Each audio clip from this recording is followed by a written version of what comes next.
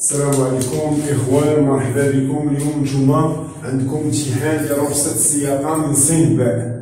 هنا خصك تعرف الا بغيتي تمشي للامتحان خاصك تمشي جامع المعلومات كاملة اللي غادي تعطاك في هذيك 40 سؤال اللي كتطرح. اول حاجة خاصك تعرف بانهم غادي يطرحوا لك اسئلة عندها علاقة برخصة السياقة. هنا كيهضروا لينا على رخصة السياقة.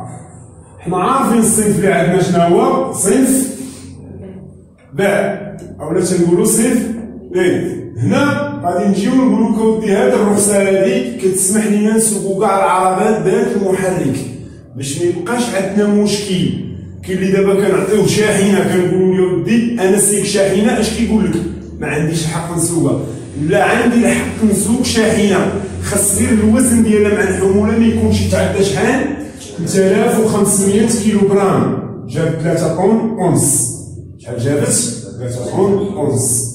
هنا اي واحد يسولو ويقولوا ليه انا سيك شاحنه من حقه يسوقها، غير خاصو يحدوا لينا الوزن ما يكونش يتعدى شحال 3500 كيلوغرام. هنا غادي نمشيو نشوفوا واحد السؤال اولا جوج اسئله كيطرحوا عندهم علاقه برخصه السياقه على الوزن. علاش كيتكلموا على الوزن؟ تيجي السؤال اش كيقول لك؟ بالرخصه من صنف باء يمكن لي نسوق عربه ذات محرك مجموع الوزن ديالها مع الحموله كيوصل. شنو قال في الكلمه الاخرى؟ كيوصل. هنا ملي تيقول لنا كيوصل خصنا نعرفوا راه نقدر يعطينا اختيار ديال 2400 كيلوغرام. صحيحه ولا لا؟ صحيحه. 3500 كيلوغرام صحيحه ولا لا؟ 3800 صحيحه ولا لا؟ صحيحاش. يعني هنا نقدر نسوق عربه مجموع الوزن ديالها مع الحموله كيوصل 2400 جواب واحد، 3500 جواب جوج، 3800 جواب ثلاثه. شحال ندير؟ غندير واحد وجوج. اسمع السؤال الاخر اللي تيتشرح كيفاش داير. تيبقاو نفس الكلمات كتبدل غير الكلمه الاخرى هي فين تيكون الاختلاف. باش هنا تيكون مطلوب منك تشد القاعده ماشي تمشي حافظ تصاور. فهمنا؟ مطلوب منك تشد القاعده تدخلها لراسك غتجاوب على اي سؤال كيف ما كان النوع ديالو. نسمعوا السؤال الثاني. بالرخصه من صنف باء يمكن لي نسوق عربه مجموع الوزن ديالها مع الحموله ما كيتعداش هنا شنو قال؟ ما كيتعداش. اش غنديرو؟ واش 2400 ولا 3500 ولا 3800؟ 3500 كيلوغرام. شوف بينا السؤال الاخر درتي فيه جوج اجوبه وقبلتولك. دابا هذا غنديرو فيه غير جواب واحد. علاش؟ فهمناه شنو قال. غنعاود. بالرخصه من صنف باء يمكن لي نسوق عربه مجموع الوزن ديالها مع الحموله كيوصل. اش كنديرو؟ واش 2400 ولا 3500 ولا 3800؟ 2400 ولا 3500. نمشيو للسؤال الاخر. بالرخصه من صنف باء يمكن لي نسوق عربه مجموع الوزن ديالها مع الحموله ما كيتعداش 2400 كيلوغرام ولا 3500 كيلوغرام ولا 3800؟ 3500 كيلوغرام. هنا تنكونوا فهمنا اسئله اللي عندهم علاقه بالوزن. هذه الرخصه هذه كتسمح لنا زياده على مقعد السائق. شحال المقعد؟ 8 المقاعد. في السؤال تيقول لك زياده على مقعد السائق واش 7 المقاعد ولا 8 ولا 9 ولا شنو غدير؟ غدير 8 المقاعد. زياده على مقعد السائق يعني شحال غتزيد عليه؟ هنا كاين شي تساؤلات تيبداو الناس كيهضروا تيقول لك ودي كيفاش الطوموبيل ما كتهزش 8 البلايص؟ ماشي قلنا لك حنا الطوموبيل اللي غتهز 8 البلايص، البيرمي اللي كيسمح لك باش تاخذ معاك 8. لا سي الطوموبيل اللي كتهز 8 ركب 8، ما سيش الطوموبيل اللي كتهز 8 غتهز العدد اللي انت مأمن عليه.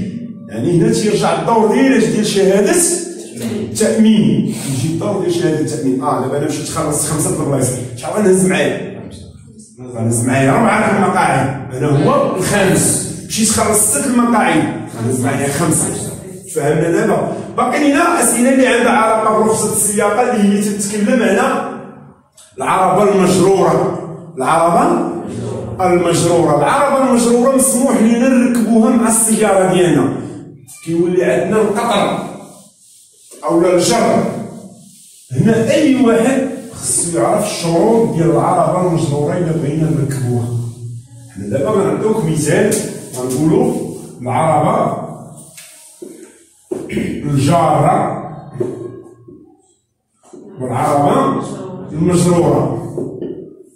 بالدارجه ديالنا غنقولوا الطوموبيل وكروسه اللي مجروره معاها، او الكرفانه اللي راكبه ليها. يعني هنا تيولي عندك الجر. اول حاجه خاصك تعرف بان هذيك العربه المجروره اللي غنعطيوها هذا الشكل بحال هكا، هذه دابا عربه مجروره.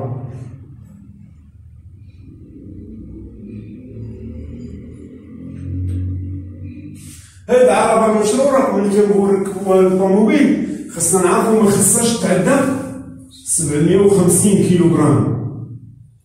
شحال ما خصهاش تعدى؟ إلا بقات حتى فاتت 750 كيلوغرام ما غاديش نسوقها بهذا الصنف اللي عندي. كيولي عندها الصنف ديالها خاص بها ديال الجر، كنسميوه هاء اولا بالفرنسيه بالعربيه وبالدارجه هاء. تيجينا سؤال على هاد العربه المجروره. تيقول لك العربه المجروره مجموع الوزن ديالها مع الحموله هو 500 كيلوغرام. باش نسوقها واش خاصني نوصل للصين بي نعم لا؟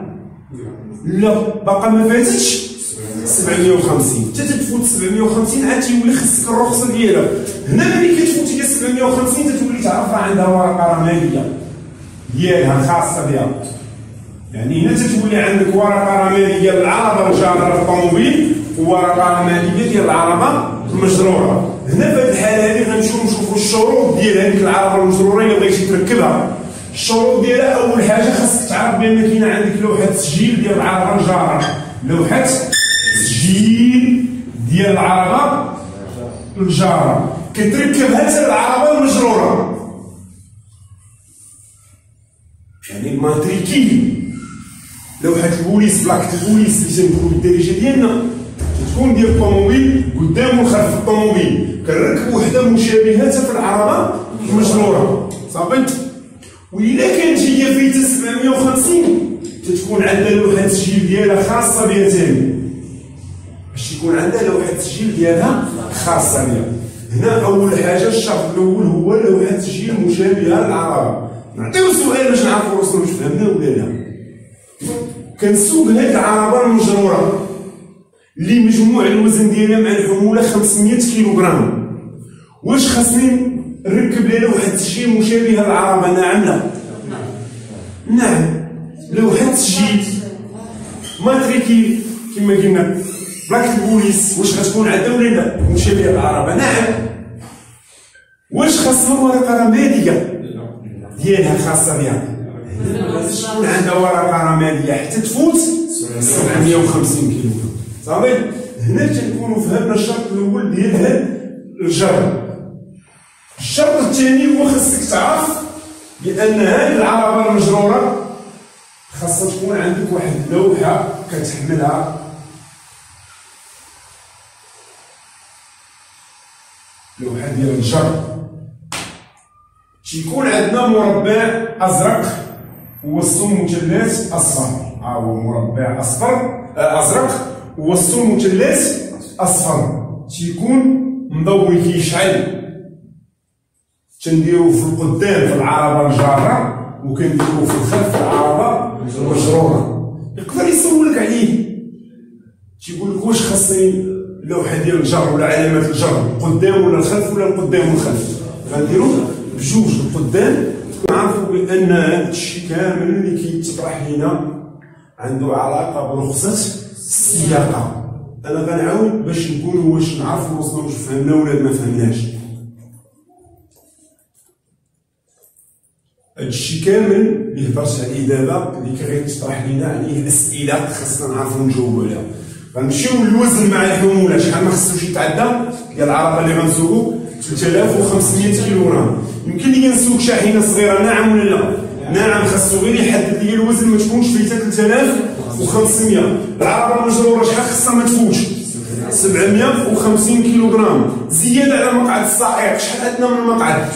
8 المقاعد. ولكن كنتبعوا دائما التامين شحال مخلصين. عاد يمكن لينا نهزو معنا ركاب، يعني غنهز معايا ركاب ولا عائله ولا هذه خصني نعرف شحال نخلص. هذه يمكن ليا نركبهم صافي. هنا بقات لينا السؤال اللي غيتطرح لنا على رخصة السياقة عنده علاقة بأنك كتسوق بدون توفر على رخصة السياقة، سيق بلا بيرمي، ماشي مخليه في الدار ولا ما عندكش. هنا كتعرف راسك بأن عندك الغرامة والحبس. الغرامة القدر ديالها كيتقدر ما بين 1200 حتى 2400 درهم، والمدة ديال السجن ما بين 11 يوم حتى 3 أشهر. أنا غنعاود نطرح هذا السؤال، السياقة بدون رخصة واش غنعرض نفسي للغرامة؟ نعم لا. الحبس؟ نعم لا. نعم. هادو أسئلة كيطرحوا على أنه تيكون عندنا واحد النقاش تيقول لك الغرامات ما بقاوش ولا هادي. امتحان ما فيش ما بقاتش شي حاجة، تمشي للامتحان أي سؤال خرج لك خصك تجاوب عليه، خصك تكون عارف القاعدة. صافي. هنا غنمشيو نهضرو على العربة. هنا تكلمنا على رخصة السياقة.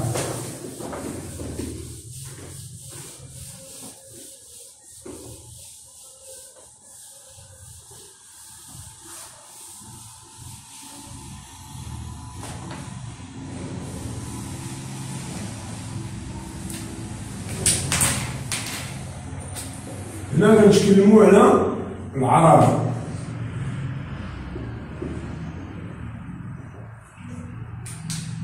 أي سؤال غيتطرح لك على العربة خاصك تعرف تجاوب عليه. شنو هما الأسئلة اللي غيطرحوا عندهم علاقة بالعربة؟ يا إما غادي تطرح لك أسئلة عندها علاقة بالوثائق، يا إما أسئلة عندهم علاقة بالميكانيك أو لا الصيانة ديال العربة أو لا الحالة ديال العربة. يعني هنا كنجيو نهضرو معاك تنقولك ودي غير رد بالك مع الأسئلة اللي غيطرحوا لك. أنت غادي تمشي غادي تسمع السؤال خصك تجاوب عليه. ميمكنش تقول أنا ما شفتش السؤال ولا هذا، لا ما تنقولوش ما شفناش هذا السؤال، ما فاهمش هذه القاعدة اللي عندي باش نجاوب. هو الخطأ اللي كنرتكبو. غنمشيو نشوفو الوثائق هما الأولين. هضرنا على رخصة السياقة.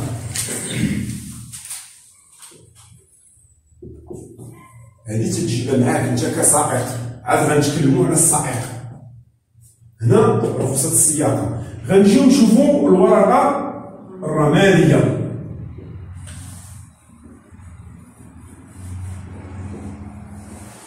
هي كارت كريز الدارجه ديالنا اولا التعريف ديال العربه اولا الملكيه ديال العربه كما سميناها خصنا نكونوا عارفين شنو هي. هنا اسئله كتطرح على الورقه الرماديه، الاسئله اللي كتطرح على رخصه السياقه طرقنا لها. اش بقى لينا؟ الاسئله اللي كتطرح على الورقه الرماديه. اول سؤال غيتطرح لك خصك تعرف القاعده ديالو. غنمشيو نشوفوا القاعده ديال الورقه الرماديه شنو تتقول. الورقه الرماديه تيكون مكتوب فيها رقم التسجيل ديال هذيك العربه، رقم تسجيل مسجله تحت كذا وكذا، تحت رقم كذا وكذا. صافي. تيكون مكتوب فيها تاريخ شروع استعمال العربة، اش من عام خرجت. باش بغينا نعرفو حنا هذا دابا؟ على حسب باش نعرفو العربة واش تتخضع للفحص التقني او لا. يعني دابا الا جا قال لك العربة ديالي تاريخ شروع الاستعمال ديالها 2018، شحال عندها من عام؟ عامين. واش غيكون عندها الفحص التقني؟ انا كندخل راسي واحد الفكره ديال ان الطوموبيل الا تجاوزت 5 سنين ولو غير بنهار خاصها تكون خاضعه للفحص التقني. يعني هنا غنمشيو نقول لك الفحص التقني واش من بعد 5 سنين من الاستعمال ولا من بعد 10 سنين من الاستعمال؟ من بعد 5 سنين من الاستعمال. هنا كاين واحد الاختلاف اللي الناس اللي تيكونوا حافظين غير التصاور، انا غنناقش معاهم باش يسمعوا النيت مزيان، يسمع اي واحد. تنسمعوا واحد السؤال كاين عندنا في هذوك لي بي دي اف اللي تيهضروا عليهم الناس، فينا هما لي بي دي اف. انا غادي نشرح لك هذاك السؤال، اي واحد تيسول على هذا السؤال هذا راه خطا ما خطا. حنا السؤال اللي طرحت لك انا قلت لك الفحص التقني واش من بعد، اش قلت لك؟ من بعد. 5 سنين ولا من بعد 10 سنين؟ من بعد 5 سنين. اما السؤال اللي كيتطرح لينا في هذوك لي بي دي اف اللي كتشوفوا انهم تسريبات ديال الامتحان وهادي تيقول لك هاد العربه خاصها تخضع للفحص التقني لا وصل عمرها 5 سنين ولا 10 سنين. كاين فرق، اسمع مزيان، كاين فرق ما بين انه تيقول لك الا وصل عمرها ولا تيقول لك من بعد. راه كاين فرق، خاصك تكون فاهم علاش كتجاوب، ماشي تلحق وتجاوب. دابا الا سمعنا ومن بعد اش غنديرو؟ من بعد 5 سنين ولا من بعد 10 سنين؟ وإلا سمعنا إلا وصل عمرها 5 سنين ولا 8 سنين اش غنديرو؟ غنديرو بجوج. أنا بدلت لك هذيك 10 سنين اللي تتشوف تماك باش ما تبقاش عاقل على علاش بدل لك السؤال. صافي، هنا ما بقاش عندنا مشكل مع الفحص التقني، يعني كيدار من بعد 5 سنوات وكيبقى يدار كل سنة دوري، كل سنة. يقدر يقول كل 6 شهور ولا كل عامين، يعني الفحص التقني كل سنة. هنا غنمشيو نشوفو ثاني انه تيكون مكتوب نوع الوقود المستعمل، عدد الاساطين، فهمنا؟ هادشي كامل حنا ما بغيناش نوصلو ليه، بغينا نوصلو للحاجه اللي عندنا فيها السؤال يوم الامتحان. تيكون مكتوب اسم المالك، اسم المالك، مولاي ديك العربه شكون هو؟ علاش قلت لك انا دابا؟ باش نعرفو انه غيتطرح لينا واحد السؤال عنده علاقه بانك شريتي سياره مستعمله هي في اسم فلان، واش غتخليها في سميتو؟ يعني خصك تبدلها. هنا ملي كنمشيو نقوموا بالاجراءات ديال اننا شرينا السياره، كنمشيو نديرو واحد الملف تنجليزيوه حنا وهذاك الشخص اللي شرينا من عنده، خصنا نمشيو ندفعو لمركز تسجيل السيارات هذاك الدوسي. علاش؟ باش يبدلوا لينا الاسم ديال السيد اللي كان في سميتو ويرجعوها في سميتي انا. يعني غيجينا سؤال، شريت سياره مستعمله من عند الصديق ديالي، الورقه الرماديه ديالو واش نحتفظ بها الجواب واحد، ندفع على المركز الجواب جوج، نتعوض بوحده اخرى الجواب 3، ندفع على المركز باش نتعوض بوحده اخرى. اشنو اللي بدلوا لينا؟ رقم التسجيل، بدلوا لينا تاريخ شروع الاستعمال، النوع ديالها، اسم الصانع، اسم مالك. شنو اللي بدلوا لينا؟ ماشي اسم الصانع، اسم مالك. صافي، هنا تنكونوا فهمنا شنو تيكون مكتوب في الورقه الرماديه. بقات لينا تيكون مكتوب الوزن مع الحموله.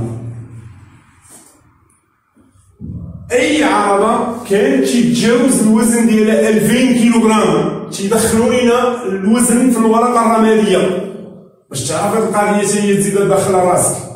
اي عربه تجاوزات الوزن ديالها 2000 كيلوغرام كيدخلوا لينا الوزن في الورقه الرماديه تيولي مكتوب. الا ما كانش فيه حتى 2000 كيلوغرام ما تيكتبوا ليناش الوزن. علاش تيكتبوا لينا الوزن تما؟ باش نعرفوا هاد العربه راه خاضعه للضريبه عن الحموله. الا تجاوزات 2000 انا غنعاود نكتبها هنا، يعني كما تيكون مكتوب الوزن مع الحموله. الا تجاوزات 2000 كيلوغرام،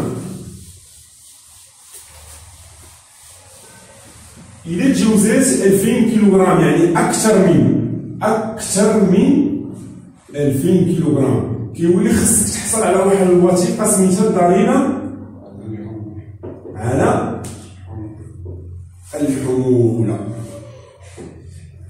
إلا كانت أكثر من 3000 تنسيبوها مكتوبة ثاني في الورقة الرمادية، هذا أكثر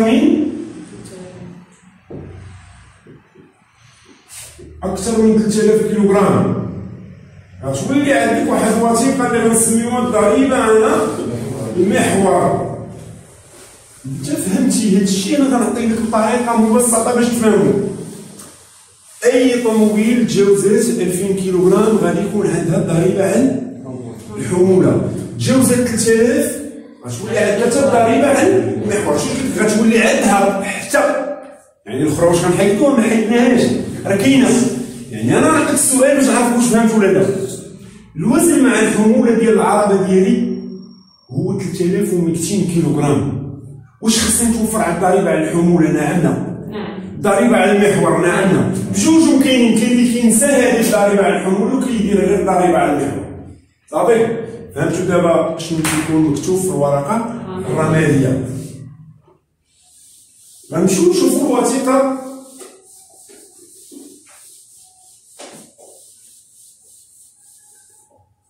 اللي سميتها الضريبة على الطريق. الضريبة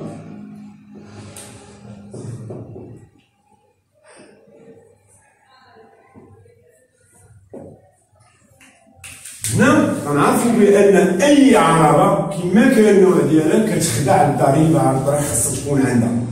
كنسميوها الضريبة الخصوصية خاصة بالسيارات.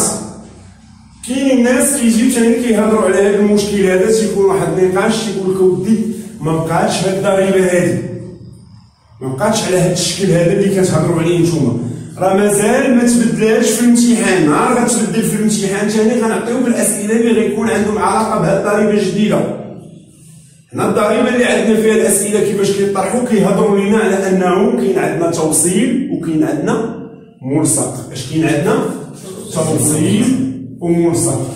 حنا ملي كناخذوا الورقة الرمادية ديالنا وكندخلوا للمصلحة ديال الضرائب كنعطيو لهم الورقة الرمادية كيقطع لينا توصيل على أننا خلصنا الضريبة، وكيقطع لينا واحد الملصق. اشنو عطاك؟ توصيل وملصق. التوصيل خصك تخليه مع الوراق، والملصق اشنو غنديرو به؟ تيتعلق في الواقية الأمامية، هو البارد بريز اللي تنقولو حنا صافي.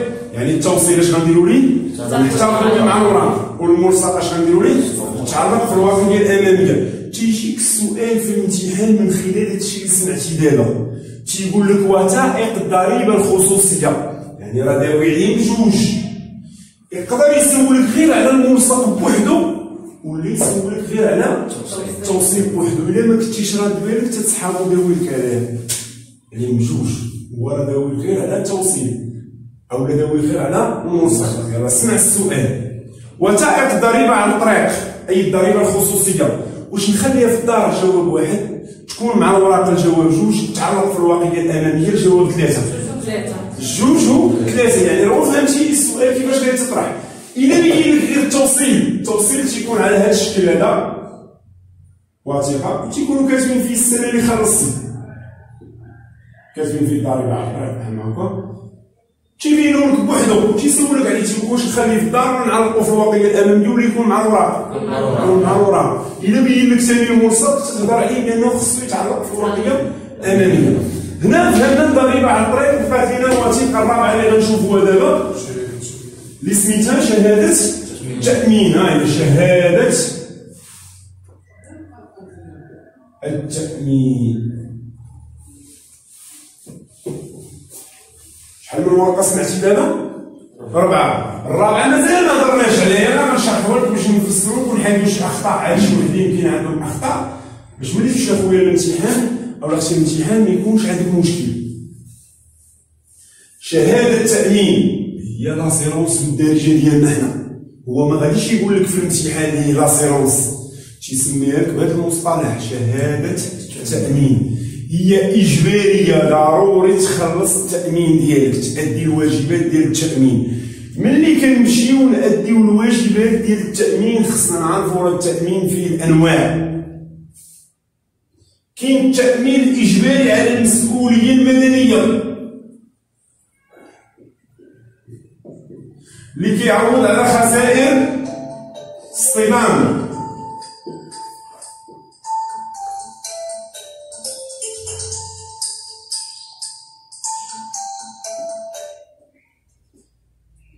كاين التأمين فيه الأنواع. كاين التأمين على المسؤولية المدنية اللي كيعوض على خسائر اصطدام. هنا ملي كنمشيو نخلصو لاسيرونس كنطلبو من السيد تنقولو دابا نأديو الواجبات ديال لاسيرونس، كيعطيك اقتراح تيقول لك واش بغيتي دير التأمين عادي اللي كنقولو التأمين على المسؤولية المدنية اللي كيعوض على خسائر اصطدام، أو لا كيقول لك واش غدير التأمين ديال جميع الأخطار.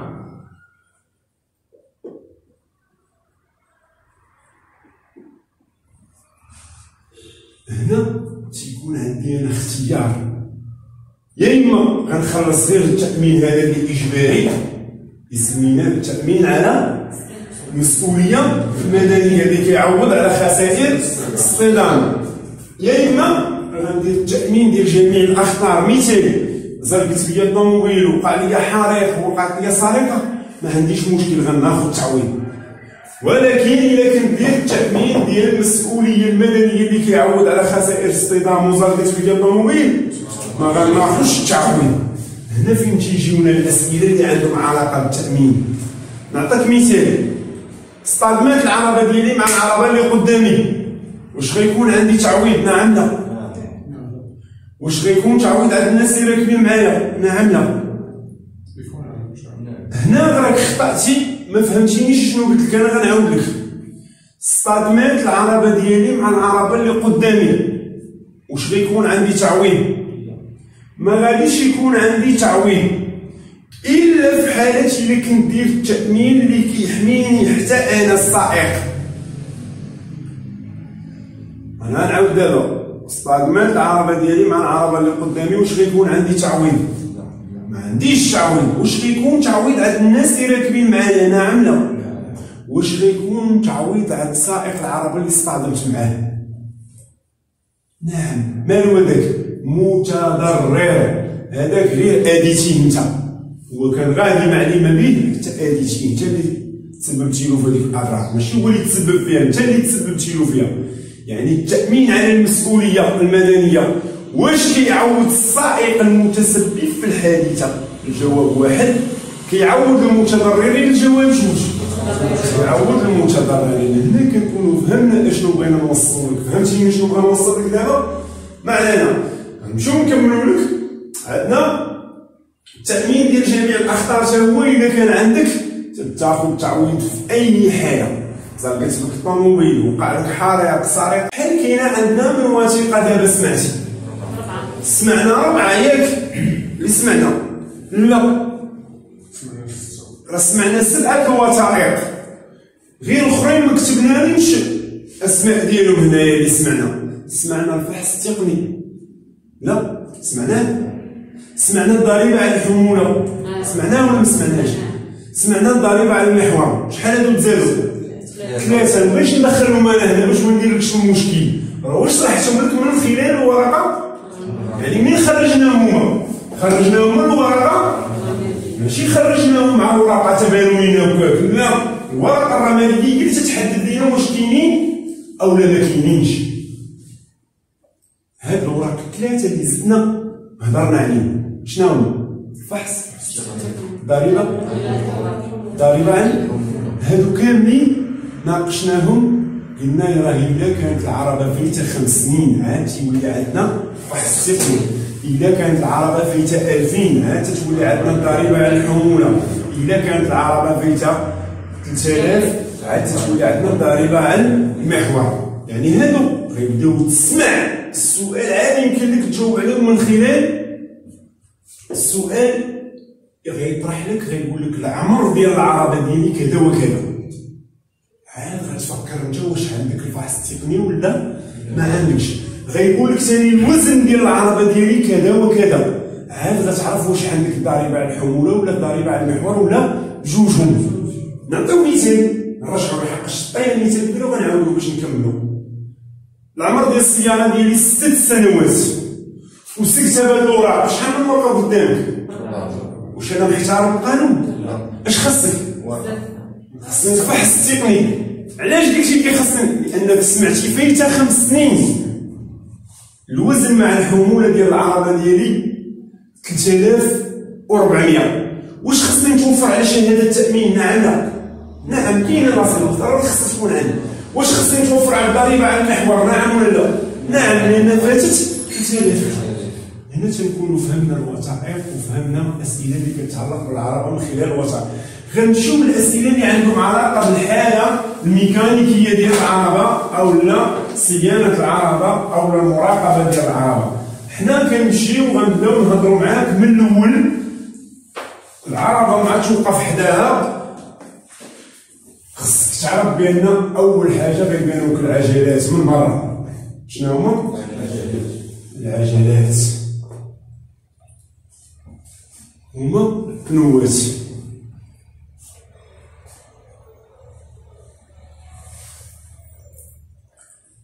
كاينه عندنا من عجله في السياره؟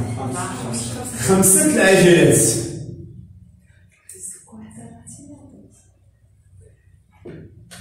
المحور ديال الامام راكبين فيه 2، المحور ديال الخلف راكبين فيه 2، وحده تتبقى احتياطيه تنقولوا بالدارجه ديالنا بلو سكور. صافي غنمشيو نشوفوا دابا العجلات. ضروري قبل ما يركبوا العجلات خصهم يكون عندهم نفس البنيه. هنا راه كاين مشكل عند شي وحدين كيكون عندهم كيصحوا الناس ولا كيعطيوهم اسئله باش يصحوهم لهم كيعطيوهم لهم خطا. حنا نشرحوا لهم قاعده باش يستافدوا هما وهذوك الناس بجوج. اول حاجه خصك تعرف بان البنيه ديال هذوك العجلات خصهم يكونوا كيحملوا نفس البنيه.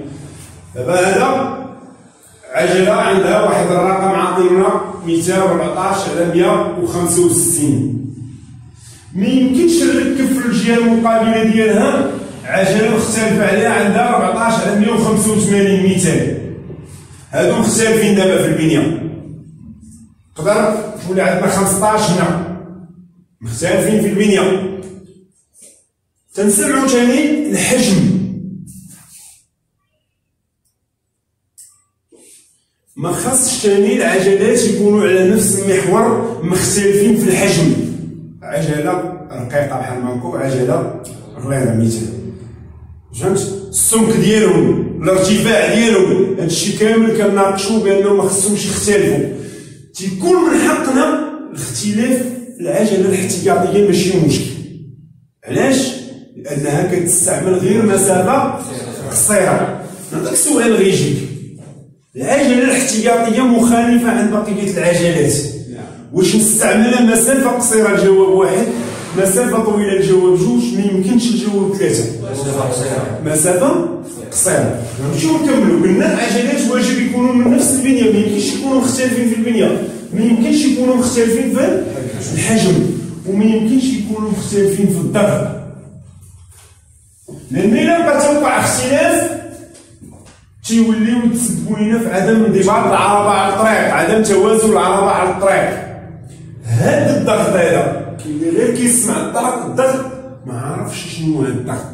الضغط ديال العجلات اللي صانع الطوموبيل تيدير لينا واحد العلامه ديالو كنسميوها علامه الصانع اولا المصنع، وتيدير لينا كتيب خاص بالعربه.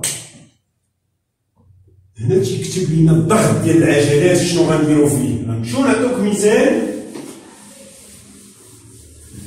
تيجي تيكتب لك في هذيك العلامه ديال الصانع ولا في كتيب الصيانه تيدير لك لي بلون ديال القدام، بلون افون ديال القدام تيدير 2.5 مثال. البلو اريير الواد ديال الخلف 2.5 مثال. تيجي تيقول لك البنوات ثاني ديال القدام 2.7. اشنو داير؟ زاد، ولكن في هذه الحاله ديال لوطوروت طريق السيار كيبين لك الرمز ديال طريق السيار وكيبين لك شارج حموله. هنا تكتب شارج بليس. يعني امتى زدنا في ضغط العجلات؟ شارج السياره حموله في البنوات ديال القدام وحتى في البنوات ديال اللور. باش نكملوا البلان كلشي المعلومات توصلوا مزيان. تيزيد في طريق السياره في الحموله الزائده. انا غنعاود نطرح هذا السؤال. كيلزمني نزيد في ضغط العجلات ملي تكون في حاله سيئه؟ الجواب واحد. ملي نكون كنسوق في طريق السيار جواب جوج. ملي تكون عندي حموله زائده الجواب ثلاثه. اش غنديرو؟ جوج ثلاثه. نعطيك سؤال مثال اخر. عرف طريق السياره ضغط العجلات واش تيبقى هو نفسه؟ نعم لا. لا راه تيكون زيدها هو راه حدو لنا. شكون اللي حدو لنا؟ الصانع فين؟ في العلامه ديالو. صافي. هنا راقبنا العجلات ديالنا فهمناهم عرفنا اشنو كاين.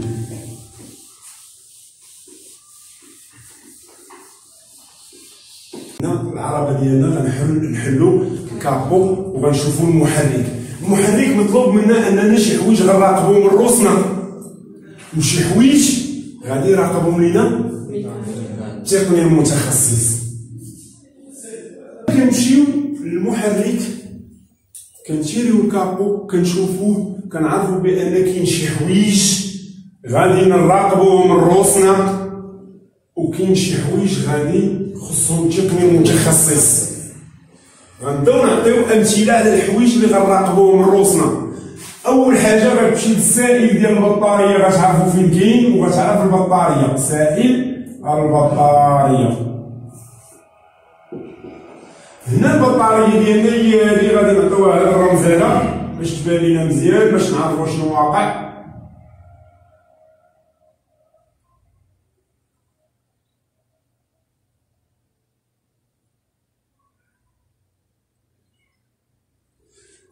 هذه هي البطاريه ديالنا الباتري. هنا تيكون فيها واحد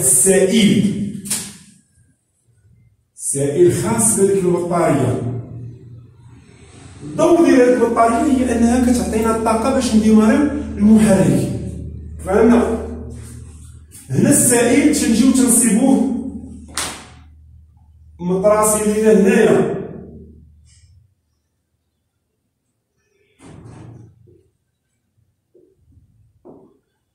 فين كاين هو؟ كاين في الشرطه اللي تتكون عندنا تحت اللي تنسميوها الحد الادنى.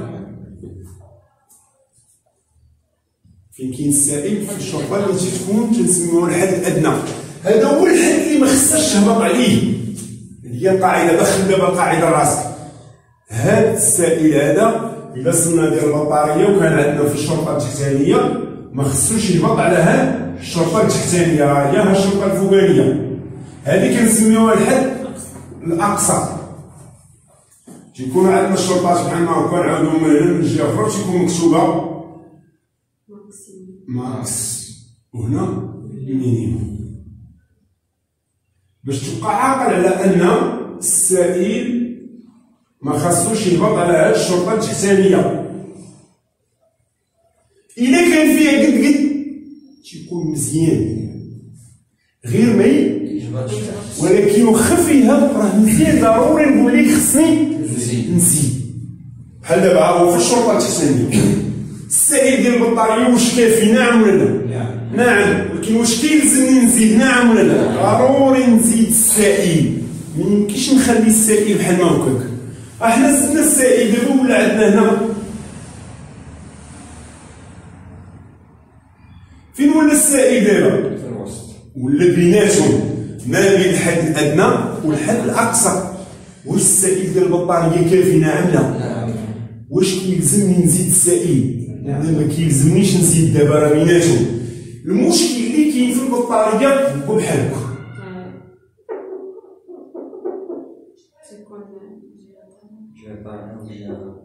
هذا دابا كيولي عندك اختلاف، تتبان لينا جهه راها مزيانه، هذه تتكون مقسمه على بريك لوحات بحال هكا. دابا انا ما مضبوطش، علاش؟ هذه فارغه من هنايا ما مكاداش معاهم، وهذه هاد البلاكه هادي. دابا هنا تيجي تيقول لك السائل ديال البطاريه واش مضبوط ولا خصهم يكونوا مقادين نيفو واحد كاملين. صافي، جميع السوائل اللي كاينه في المحرك كتراقب بنفس الطريقه. غنمشيو نشوفوا سائل اخر.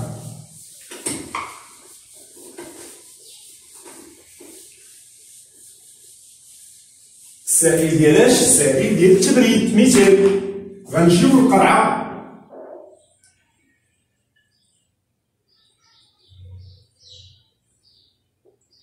اللي تيكون فيها السائل ديال التبريد ديال المحرك.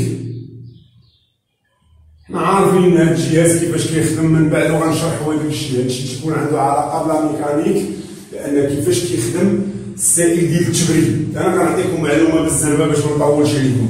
هاد القرعه هاد القنينه هادي اللي تيكون فيها السائل ديال التبريد، الدور ديالو هو انه كيخرج من هذيك القرعه داك الماء، كاينه بومبه كتجبدو مدخر، باللغه العربيه سميتها مدخر، هي اللي كتجبد هذاك السائل وكيمشي مع القنوات حتى تيدخل للمحرك، تيقوم بعمليه التبريد ديال الاجزاء ديال المحرك، وكيعقب يخرج من المحرك وكيمشي لواحد المروحيه كدور عليه كتبردو في هذاك المكان اللي كيوصل ليه، وتيعقب يرجع لبلاصتو القرعه. مع هاد الدوره اللي تيقوم بها، الدوره ديال المياه تتقوم بها بحال هكا، تيبدا يقص السائل دائما الحد الاقصى الحد الادنى.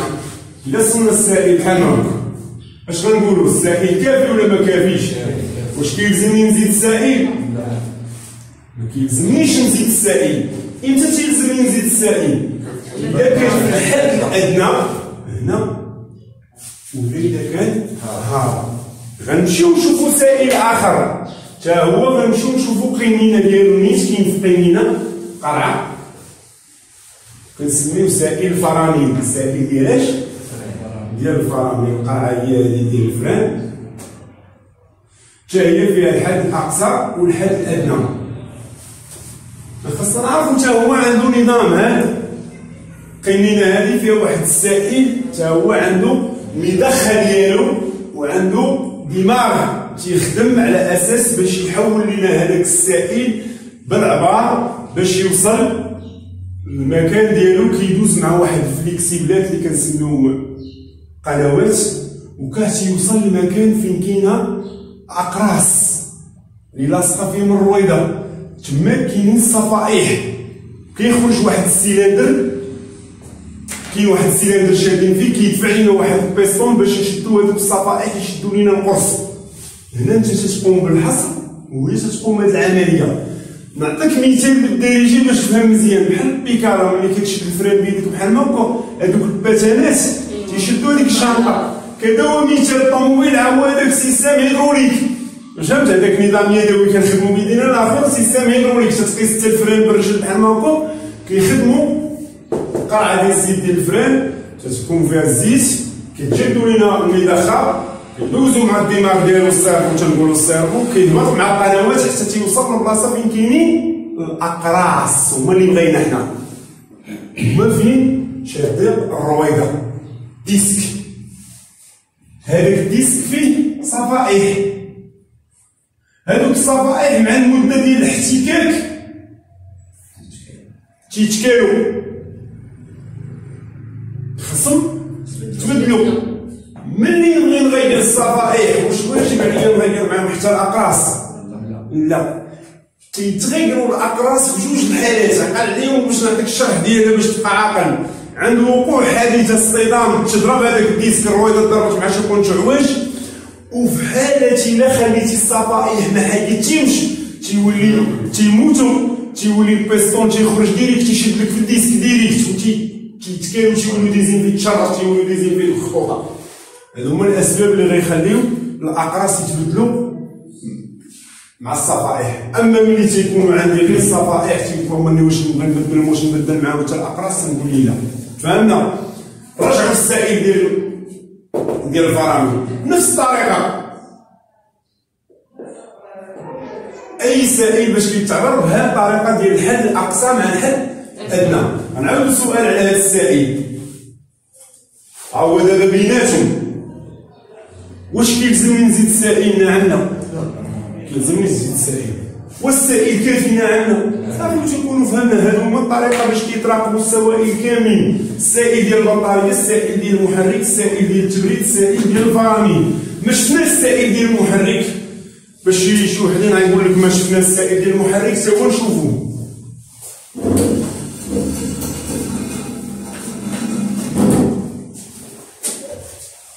ما شفناش السائل ديال المحرك، تا هو غادي نشوفوه. السائل ديال المحرك كنعرفوا بان كاين واحد لاجوج كاين في المحرك الداخل. هنا ملي كنجبدوه من المحرك كنعرفوا بان غيعطينا السائل واش كافي ولا ما كافيش. ملي كنبغي نعبر اي سائل كنعبروا بهذه الطريقه هذه. اول حاجه كتعرف بان السائل ديال المحرك ملي كنجبدو لاجوج كنطلعو عليه بحال ما هكا تيبان لينا السائل. خصنا نمسحوه وعاد نرجعوه ونجبدوه ثاني وعاد نشوفو السائل فين كاين. ها هو ملي جبدناه بان لينا بحال ما هكا وبان لينا السائل بحال الكونطراسي. والسائل ديال المحرك كافي؟ نعم لا. ما كافيش. واش كيلزمني نزيد السائل؟ نعم لا. نعم خاصني نزيد السائل.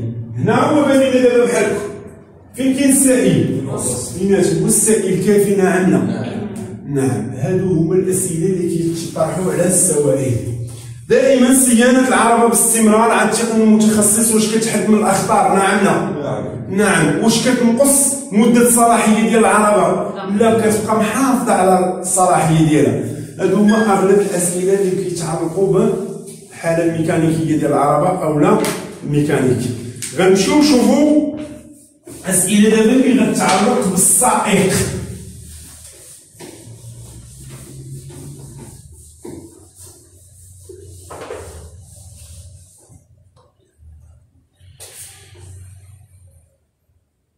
دابا هنا غنهضروا على السائق. جاب لينا رخصة السياقة معاه راه قلنا راه خصك تكون محصل على رخصة السياقة. شروط السياقة دابا كسائق مطلوب مني نكون في حالة طبيعية، نجي في حالة جيدة، ما نكون شارب مواد كحولية، ما نكون داير مخدرات، ما نكون مستعمل أي حاجة كتخربق ليا دماغي.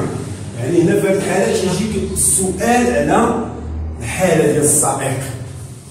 السائق إذا كان عيان واش هو أكثر عرضة للخطر؟ إذا كان فيه السعال واش هو أكثر عرضة للخطر؟ نعم. تنولي نعرف ما خصوش يكون مريض، ما يكونش عيان، ما يكونش معصب، ما يكونش متناول مشروبات كحولية ومخدرات إلى آخره. علاش؟ هادشي كامل كيتسبب ليه في الإطالة ديال وقت رد الفعل. اللحظة اللي غادي يقرر أشنو غيدير مع الخطر اللي كيواجهو أمامه أولا مع مستعمل الطريق، تيولي معطل هو في هذيك الحركة والوقت تيتزاد. نعطيوك مثال باش تفهم على اش غندويو. غيقدر يكون داوي لك على وقت رد الفعل وسرعة رد الفعل. دائما وقت رد الفعل يقدر بالثانية في المتوسط، ماشي بالضبط الثانية قد كد. تيقدروا يكونوا بعض الأجزاء من 100 زايدين. وقت رد الفعل يقدر بالثانية إذا كان السائق في حالة طبيعية. أما إذا كان في حالة غير طبيعية اش غيوقع وقت رد الفعل؟ كيتزاد. ها هي الكتوه هنا باش تبقاو عاقلين عليها. كيتزاد. اش وقع لوقت رد الفعل؟ كيتزاد. كيهضر لينا ثاني على سرعة رد الفعل. الحركة اللي غدير خاص تكون خفيف معاه. بحال دابا نعطيك مثال بالدارجة ديالنا باش تفهم مزيان باش تستوعب. دابا أنا غادي نسيك مع اللحظة ديال الإدراك الخطر. باش كيكون الإدراك بالعين المجردة؟ تيجي القرار. منين تيجي القرار؟ من المخ. تيجي الفعل. الفعل هو أنك غتمشي تفراني أو تمشي تدور فول ولا تمشي دير شي حركة كتولي معطل. يعني دابا سرعة رد الفعل اش وقع ليها؟ نقصت. ووقت رد الفعل هنا تنكتبوا لك سيكا سرعة رد الفعل اش كيوقع ليها؟ امتى جا هادشي؟ ملي تيكون السائق في حالة غير طبيعية، ماشي طبيعية، في حالة غير طبيعية.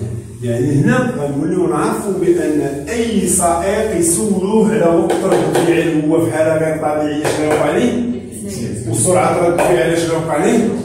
وغنقول لك راه كلشي كينقص. بحالاش؟ النظر،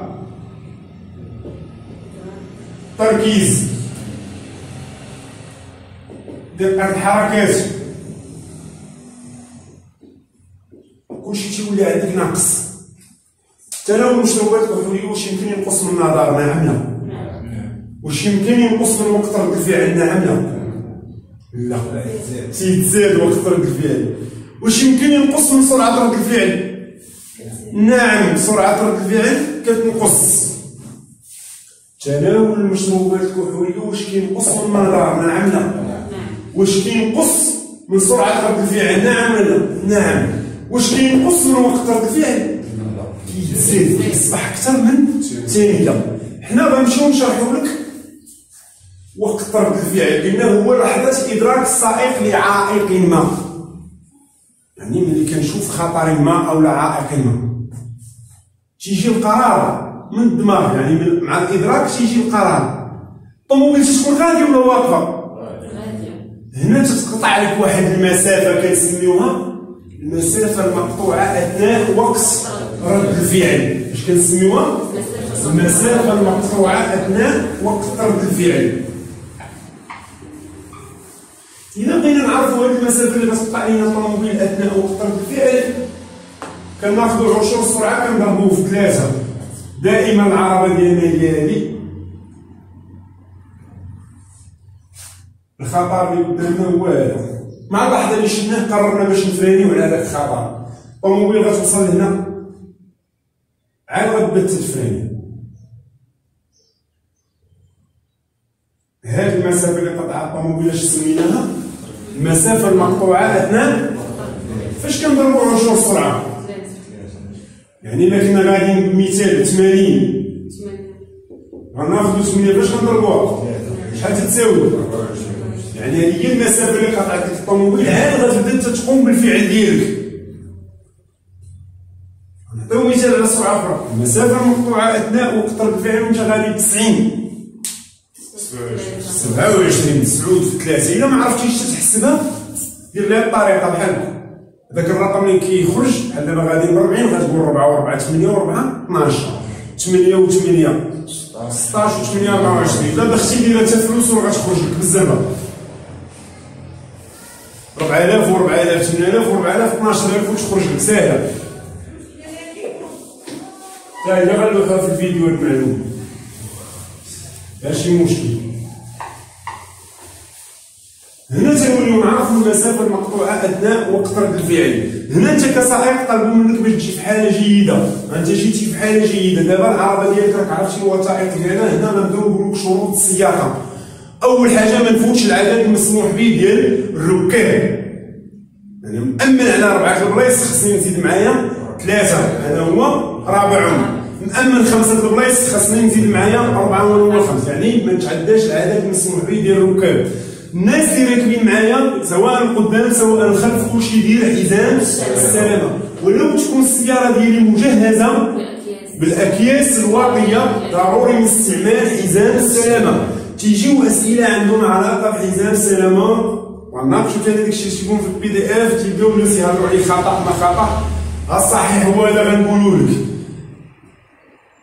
تيجي تيقول لك حزام السلامة عند وقوع اصطدام كيحميني باش ما نطرماش الخارج. نعم هو كيحميك، كيخليني نبقى في التركيز ديالي اولا في الوعي ديالي.